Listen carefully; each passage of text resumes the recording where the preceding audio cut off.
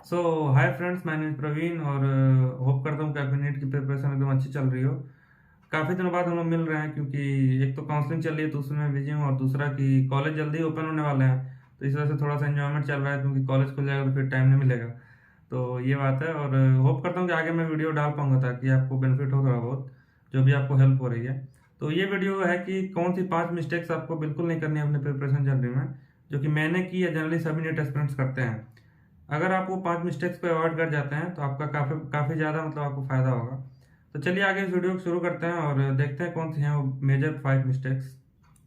तो पहली मिस्टेक तो ये है जनरली जो कि सभी बच्चे करते हैं, और वो है कि केवल लेक्चर देखना, नोट्स बनाना और उन्हीं में बस फंसे रहना, और क्वेश्चन ना सॉल्व करना और मेजरली टेस्ट ना देना, जो कि सबसे बड़ी दिक्कत है। और ये मैंने भी की थी अपने इसके पहले वाले अटेम्प्ट में, क्योंकि मैंने सिलेबस 99% लगभग कंप्लीट कर लिया था, एक आध चैप्टर बचा होगा, लेकिन मैंने टेस्ट बिल्कुल नहीं दिए थे और क्वेश्चन बहुत कम सॉल्व किए थे, जिसका नतीजा यही हुआ कि मेरा सिलेक्शन उस साल नहीं हुआ। मेरे 577 मार्क्स है बस।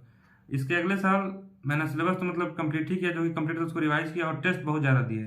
तो आप टेस्ट को बिल्कुल भी अवॉइड ना करें। अगर आपको सिलेक्शन चाहिए, आप एक टेस्ट भी छोड़ रहे हैं, एक टेस्ट भी, सोचिए कि आप सिलेक्ट नहीं होंगे, बिल्कुल नहीं होंगे।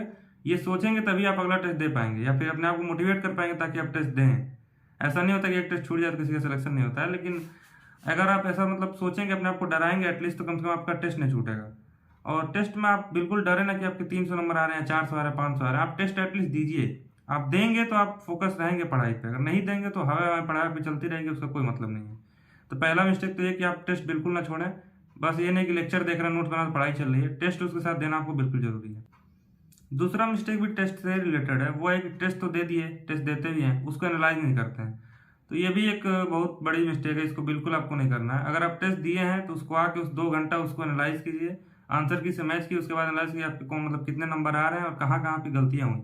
हो सके तो एक छोटी सी कॉपी बनाए, उसमें लिख लीजिए कि इस टेस्ट में ये गलतियाँ हुई। वो केवल लिख लेने से ही उसके आपके माइंड में हो जाता है कि दोबारा रिपीट नहीं होती है, केवल लिख लेने से। और उसके बाद एक बार उसको देख लीजिए, वो चीज़ फिक्स कर लीजिए। तो एटलीस्ट उस टेस्ट में जो मिस्टेक हुआ वो आप कम से कम आपको पता तो चलेगा कि क्या आपने गलती की है। ऐसे टेस्ट दे के आ गए, नंबर आ गया, देख लिए, उसका कोई मतलब नहीं है। सबसे ज़्यादा रोल होता है टेस्ट को एनालाइज करें। टेस्ट आपकी बेटरमेंट के लिए होता है। अगर आप टेस्ट दिए, आपको पता ही नहीं कि आपकी कमी क्या है, तो उसका फायदा क्या हो टेस्ट देने का। अब अपने आप को एग्जामिन कर रहे हैं ना कि आपकी क्या कमी रही उस टेस्ट में, तो जब तक एनालाइज नहीं करेंगे तब तक कैसे पता चलेगा। अगर आप कोई टेस्ट दिए हैं, आपके मान लीजिए 620 नंबर आ रहे हैं, तो जो 100 नंबर नहीं आए, जो 20 क्वेश्चन आपने गलत किए या फिर जो छोड़े हैं, वो उसको एनालाइज नहीं करेंगे तो क्या बेनिफिट होगा उसका। तो ये चीज़ भी बिल्कुल मत करिए। अगर आप टेस्ट दे रहे हैं, अच्छी बात है, उसको आके एनालाइज करिए, उसमें 2 घंटा दीजिए या 1.5 घंटा दीजिए, लेकिन उसको एनालाइज जरूर करिए। वो तभी वो टेस्ट का वो जो साइकिल होता है कंप्लीट होता है आपके बेटरमेंट के लिए। तीसरे मिस्टेक की ओर चले तो वो है कि आप बहुत सारे बुक्स को रेफर करते हैं, मेन बुक जो एनसीईआरटी उसको फॉलो ही नहीं करते हैं। तो ये भी मत करिए। मैंने अपने एक वीडियो सेपरेट बनाई है इसके लिए कि मैंने कौन सी बुक्स फॉलो की थी, उसको आप रेफर कर सकते हो, देख सकते हो उस वीडियो को। वैसे सिंपली सबको पता है कि एनसीईआरटी फॉलो करनी है, लेकिन जनरली ये गलती ड्रॉपर्स तो नहीं करते हैं। ये जनरली 11th 12th के बच्चे करते हैं। उनको लगता है जैसे जैसे प्रिपरेशन शुरू करते हैं, उनको लगता है कि मुझे बहुत सारी बुक्स पढ़नी चाहिए, टीचर की बात नहीं मानते हैं। तो ऐसा मत करिए। आप 11th में हो, 12th में हो या ड्रॉपर हो, केवल केवल केवल एनसीईआरटी को फॉलो कीजिए, केवल एनसीईआरटी को। और क्वेश्चन सॉल्व करने के लिए बहुत सारे बुक्स को ना फॉलो करिए, एक बुक पे स्टिक रहिए। पीवाईक्यू आपको बिल्कुल लगाने हैं, और एक्स्ट्रा कोचिंग मटेरियल तो लगा ले सफिशिएंट है। बार बार एक क्वेश्चन को लगाने का ज़्यादा फायदा होता है, ना कि अलग अलग तरह के 1000 क्वेश्चन एक ही चैप्टर के लगा लीजिए। तो यही है, मेनली एनसीईआरटी पे फोकस रखिए। कोई दूसरी बुक नहीं पढ़नी है आपको लिटरेचर के लिए। और बस एनसीईआरटी, और क्वेश्चन के लिए पीवाईक्यू और कोचिंग के मॉड्यूल हो, और एक आध बुक जो आप क्वेश्चन के लिए रेफर कर सकते हैं, जैसे फिंगर टिप्स हुई, यही सब जो मैंने एक सेपरेट वीडियो बना के बताया भी, आप उसको देख सकते हैं। एक जो लास्ट मतलब सेकंड लास्ट लास्ट नहीं, फोर्थ जो मिस्टेक मैं इस वीडियो बताऊंगा वो है कि आप रिवीजन नहीं करते हैं। अगर आप पढ़ रहे हैं और पढ़ते जा रहे हैं, टेस्ट भी दे रहे हैं और उसको लुक आफ्टर रिवाइज नहीं कर रहे हैं, तो कोई बेनिफिट नहीं उसका। एक ह्यूमन माइंड का एक सिंपल सा गेम है, थैलेमस आपको पता होगा। जब उससे कोई चीज़ बार बार पास होती है सेरेब्रम में, तभी वो चीज़ रिवाइज रहती है। मतलब तभी आप उस चीज़ को रिकॉल कर सकते हैं, या जरूरत आने पर आपको याद आएगी। एक बार कोई चीज़ पढ़ ले और उसको याद रहे, बहुत कम, मतलब कम ही होता है। तो जब तक आप कोई चीज़ बार बार रिवाइज नहीं करेंगे तब तक उसका बेनिफिट आपको होगा नहीं। तो एक सर्टेन ड्यूरेशन बना लीजिए कि जैसे कोई चीज़ आप पढ़ लिए तो उसको 2 हफ्ते में, 1 हफ्ते में एक बार लुक आफ्टर कर जाइए। और हमेशा कोशिश करिए कि मतलब सबका रिवीजन का तरीका अपना अलग अलग होता है। ये मत करिए कि रिवीजन कभी पढ़ लेंगे फिर एग्जाम के 1 महीने पहले पूरा सिलेबस रिवाइज कर पाएंगे, ऐसा कोई कर नहीं पाता है।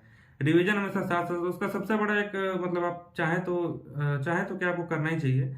रिवीजन करने का सबसे बेहतरीन तरीका है कि आप एक टेस्ट ज्वाइन कर लीजिए जो कि पार्ट सिलेबस टेस्ट हो, या फिर क्योंकि वो टेस्ट अगर आप देते रहेंगे तो वो पार्ट आपका रिवाइज होता रहेगा। और एक अच्छा अगर टेस्ट का पैटर्न है तो वो बार बार 3 टेस्ट लेंगे और फिर उसके बाद क्युमुलेटिव लेंगे, तो आपका पीछे का भी रिवाइज हो जाएगा। तो एक टेस्ट को फॉलो करिए, टेस्ट सीरीज को अच्छे किसी, और वो आपका रिवीजन भी कराता रहेगा। अब उसमें ये हो कि आप टेस्ट ही ना दें तो फिर अलग ही बात है फिर। तो टेस्ट दीजिए और रिवीजन पे एकदम 100% फोकस, बिना रिवीजन के सिलेक्शन नहीं होता है भाई। और इस वीडियो में एक लास्ट मिस्टेक मैं बताऊंगा कि लोग डेली टारगेट सेट नहीं करते हैं और फिर दिन भर पढ़ते नहीं है, इधर उधर सोचने में लग जाता है कि क्या पढ़ें क्या पढ़ें, और लास्ट में रिग्रेट करते हैं, मतलब जब भी दिन खत्म होता है तो कि कुछ पढ़े नहीं, और ये साइकिल चलती रहती है। एंड रिजल्ट ये होता है कि उनका सिलेक्शन नहीं होता है उसका। तो ये मत करिए, आप अपना डेली टारगेट एक सेट करिए। सुबह जब भी उठिए या सोने से पहले, एक दिन पहले, मैं यही करता था, सुबह उठ के नहीं करता, मैं सोने के पहले कर लेता था कि मैं अगले दिन ये पढ़ूंगा। एक व्हाइट बोर्ड अपने टेबल के सामने में लगा के रखा था और उस पर लिख देता था ये चीज़ मार्कर से कि ये कल पढ़ना है। फिर सो जब सुबह उठोगे तुमको दिखेगा कि सामने ये चीज़ लिखी हुई है, ये पढ़ना है। तो जैसे दिन भर पढ़ते हो, और सबको अपने कैलिबर पता होता है कि मुझे मैं इतना पढ़ सकता हूँ। तो जैसे जैसे पढ़ते जाओ दिन भर उसको क्रॉस करते जाओ, तुम रात में सोओगे तब भी तुम्हें मतलब एक गुड फीलिंग आएगी कि मैंने इतने इतना पार्ट कंप्लीट कर लिया। तो डेली टारगेट सेट करके पढ़ना ज़्यादा बेटर होता है, जबकि उसके बजाय कि एक हफ्ता का सेट कर लिया, 2 हफ्ते का सेट कर लिया, तो कभी कंप्लीट नहीं हो पाया मेरे से। ना ही मैंने टाइम टेबल बना के कोई पढ़ा है कि 2 घंटे ये पढ़ेंगे 2 घंटे वो पढ़ेंगे। बस मैंने यही चीज़ फॉलो की, सोने से पहले एक अपना वो शेड्यूल बना लेता था और उसको अगले दिन बस देखता था कि बस पढ़ता जाता था, उसको क्रॉस करता जाता था। सिंपल यही चीज़ है। तो अगर आपने यहाँ तक देख लिया इस वीडियो को तो एक लाइक दीजिए। रात के 3:30 बजे रिकॉर्ड कर रहा हूँ वीडियो, क्योंकि काफ़ी दिन हो गए थे वीडियो डाले हुए चैनल पर। तो और सजेस्ट भी करिए कि अगला टॉपिक, इसी में मैं 5 मिस्टेक और ऐड करके इसका पार्ट 2 भी बना सकता हूँ। तो सजेस्ट करिए, कमेंट जैसा आएगा उस हिसाब से वीडियो बनेगी अगली। तो thanks a lot for watching.